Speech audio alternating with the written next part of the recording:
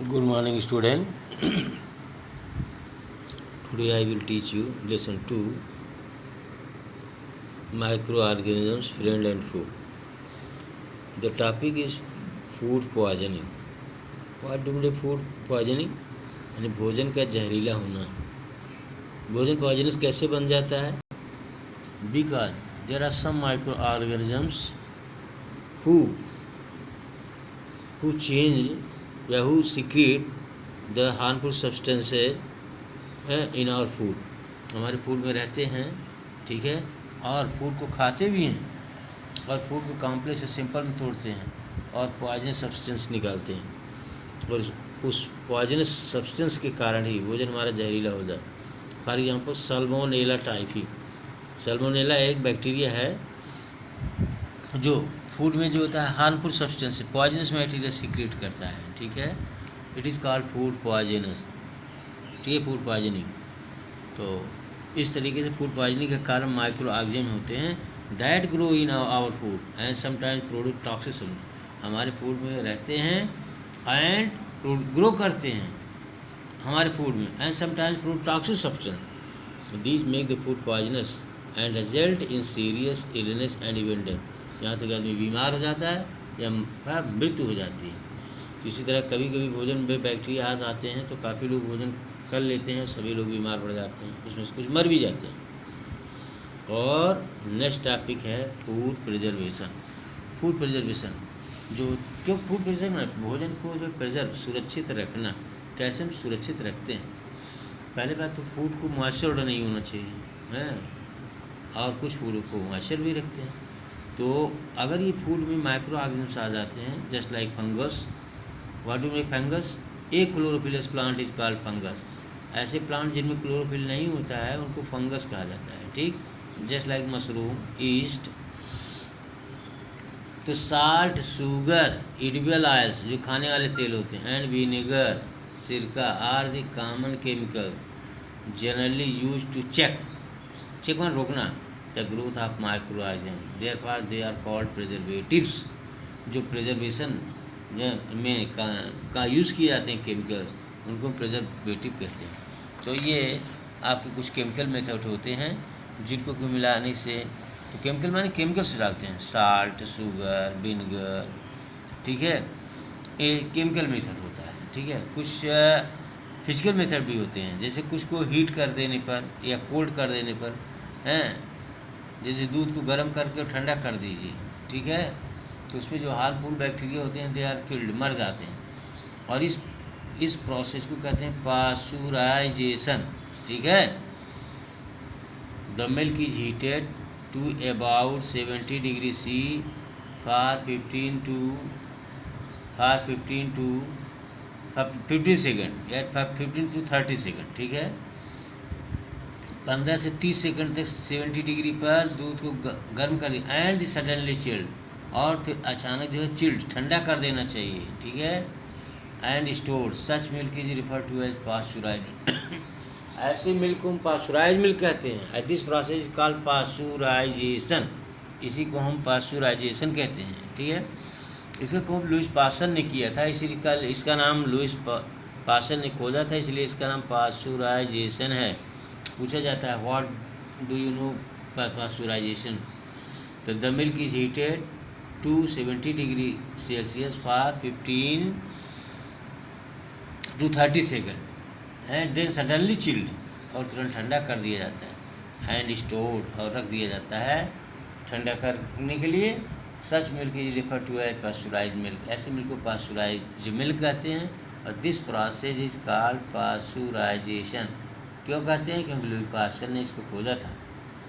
और symbiotic bacteria क्या होते हैं? सिम्बायोटिक माने सहजीवी बैक्टीरिया, साथ साथ जीने वाले. किसके साथ जीते हैं? प्लांट के साथ. Rhizobium helps in the fixation of nitrogen. Rhizobium live in the root of the leguminous plant, ठीक है, उसके नोड्स में, नोडल्स में रहते हैं and they change nitrogen into nitrate, और उसको नाइट्रेट में बदल कर भोजन देते रहते हैं, बदले में उससे भोजन लेते हैं. This is called symbiotic bacteria और दिस प्रोसेस का सिम्बायोसिस. आता है नेक्स्ट नाइट्रोजन साइकिल, ठीक है. देखिए नाइट्रोजन साइकिल का फिगर इसमें तो नहीं दिया है, लेकिन साइकिल का तो किस तरीके से नाइट्रोजन साइकिल चलती है, ठीक है। तो नाइट्रोजन साइकिल जो चलती है, नाइट्रोजन साइकिल हमको नाइट्रोजन हमारे एटमॉस्फेयर में कितना है 78%। और देखिए फिगर बना हुआ है बुक में। तो नाइट्रोजन साइकिल, नाइट्रोजन को कुछ ऐसे बैक्टीरिया होते हैं जो नाइट्रोजन को नाइट्रेट में चेंज करते हैं। नाइट्रेट को प्लांट जो होते हैं अपटेक बाई प्लांट्स लेते हैं, और प्लांट डेड हो जाने पर प्लांट को एनिमल खाते हैं, और एनिमल प्लांट दोनों जब डेड हो जाते हैं, ठीक है, दोनों के मर जाने के बाद, ठीक है, ये दोनों बार अब सॉइल में मिल जाते हैं। फिर सॉइल में जो उनके कॉम्प्लेक्स मटेरियल थे सिंपल में तोड़ देते हैं माइक्रो ऑर्गेनिज्म, कौन कौन, फंजाई और बैक्टीरिया, फिर प्लांट को यूज करते हैं, ठीक है। और कुछ लाइटनिंग, जब बिजली चमकती है, कुछ नाइट्रोजन नाइट्रेट में कन्वर्ट होकर सॉइल में खुद गिरती रहती है। नाइट्रेट जो है फर्टिलाइजर का काम करती है, खाद का काम करती है, ठीक है, उसको प्लांट एब्जॉर्ब करते हैं। लेकिन हमारे एटमॉस्फेयर से नाइट्रोजन को नाइट्रेट में कन्वर्ट करके बैक्टीरिया देते रहते हैं प्लांट को। तो नाइट्रोजन हमारे एटमॉस्फेयर में क्यों नहीं होता है, क्योंकि देयर आर सम बैक्टीरिया, यहाँ कुछ ऐसे बैक्टीरिया होते हैं which change nitrate into nitrogen, ठीक है। फॉर एग्जांपल एजोटोबैक्टर, जैसे एक बैक्टीरिया एजोटोबैक्टर है, ठीक है, जो नाइट्रेट को नाइट्रोजन में कन्वर्ट करके वापस एटमॉस्फेयर में भेजता रहता है। इस तरह हमारे एटमॉस्फेयर में नाइट्रोजन कभी कम नहीं होता है, 78% हमेशा बना रहता है, ठीक है। तो इस तरह नाइट्रोजन को बैक्टीरिया नाइट्रेट में कन्वर्ट करते हैं, प्लांट की गांठों में रहते हैं। कुछ नाइट्रोजन नाइट्रेट में लाइटनिंग सी हैं डायरेक्ट सॉइल में आ जाती है। प्लांट नाइट्रेट को खाद के रूप में लेते हैं, फिर प्लांट को एनिमल खाते हैं। प्लांट और एनिमल दोनों डेड हो जाते हैं, मर जाते हैं, दोनों सॉइल में चले जाते हैं, फिर मिट्टी मिल जाते हैं। उनको कॉम्प्लेक्स बॉडी मटेरियल को सिंपल में तोड़ते हैं, कौन, बैक्टीरिया और फंजाई। सारने का काम दो ही करते हैं, बैक्टीरिया और फंजाई, फिर उसको प्लांट एब्जॉर्ब करते हैं, फिर प्लांट की बॉडी में आता है। इस तरह से नाइट्रोजन की साइकिल चलती रहती है, और this is known as nitrogen cycle, ठीक है। और बहुत से इसमें आपको साइंटिफिक टर्मिनोलॉजी दी गया है, उसको सब आप लोग याद करिए, ठीक है। दिया गया है, देखिए आपको जैसे यहाँ से दिया गया है starting algae, what is algae, a group of plant which is most all aquatic, जो जल में रहते हैं, ऑटोट्रॉफ्स होते हैं। The body is not divided into root stem leaf, body जो रूट स्टेम लीफ में नहीं डिवाइड होती है। Antibody, the medicines that kill और stop the growth of disease causing microorganism is called antibiotics. Bacteria, single cell microorganism, they can be seen only under the microscope, they are prokaryotic cell, ठीक।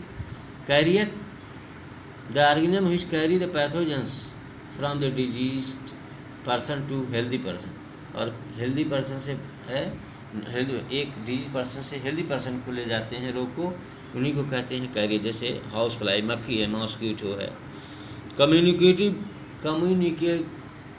Disease, communicable disease का मतलब जो संक्रामक रोग, जो one person से दूसरे person को जाते हैं। The disease which transfer from one person to another person is called communicable disease. Fermentation, the process of conversion sugar into alcohol by yeast is called fermentation, इसको फर्मेंटेशन कहते हैं।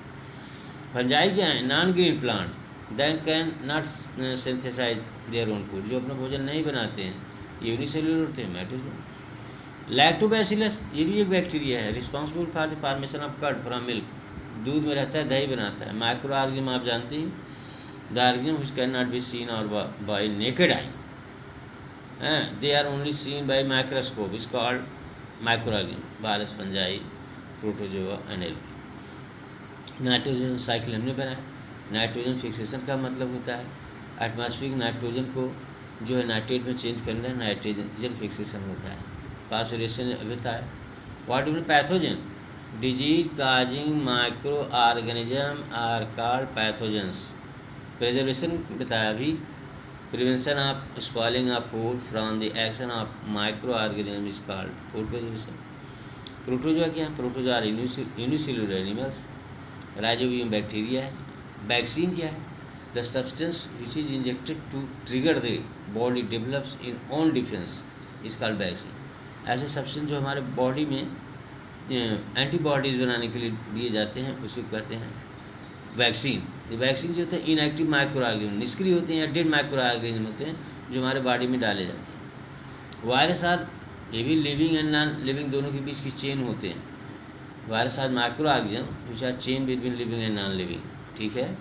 East क्या होते हैं? यूनिसेल्युलर फंगस है, ठीक है। तो thank you student, I will send you solution of this lesson next day.